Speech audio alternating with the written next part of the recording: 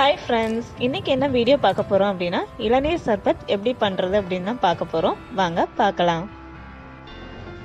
இளநீர் சர்பத் பண்ணுறதுக்கு நமக்கு ஃபஸ்ட்டு இளநீர் வேணும்.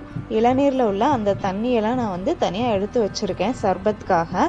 இப்போ அதில் உள்ள வழுக்கை இருக்கும் இல்லையா இளநீரில், அதை நம்ம அது சர்பத்தில் ஆட் பண்ணால் இன்னும் நமக்கு சுவையாக இருக்கும். அதெல்லாம் நான் இந்த மாதிரி ஒரு ஸ்பூன் வச்சு அந்த இளநீரில் உள்ள அந்த இதெல்லாம் எடுத்திருக்கேன். நீங்களே பாருங்கள் இவ்வளோ வழுக்கைகள் நமக்கு கிடச்சிருக்கு இளநீர்லேருந்து. இளநீர் தண்ணியை நான் சர்பத்துக்காக தனியாக எடுத்து வச்சுருக்கேன்.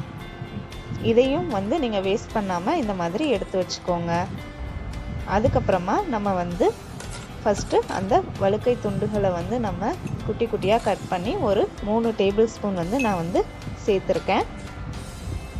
அதுக்கப்புறமா அரை எலுமிச்சம்பழம் நான் பிழிஞ்சுக்கிறேன். அரை லெமன் போதும்.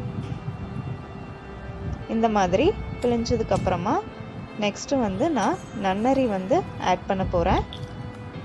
நம்ம நார்மல் சர்பத்துக்கு நன்னரி ஆட் பண்ணுவோம் இல்லையா, அதே மாதிரி தான் நான் நன்னரி ஒரு 3 டேபிள் ஸ்பூன் ஆட் பண்ணிக்கிறேன்.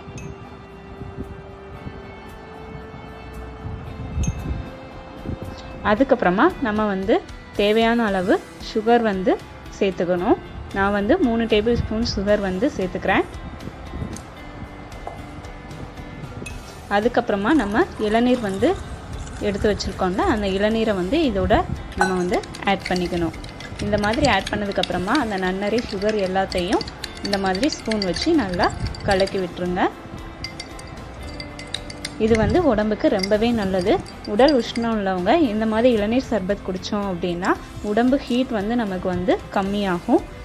நமக்கு சில்லுன்னு வேணும் அப்படின்னா கூடவே நம்ம ஐஸ் க்யூப் ஆட் பண்ணிக்கலாம்.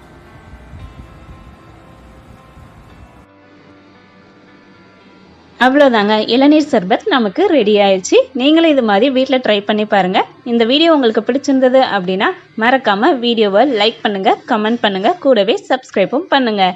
பாய் பாய்.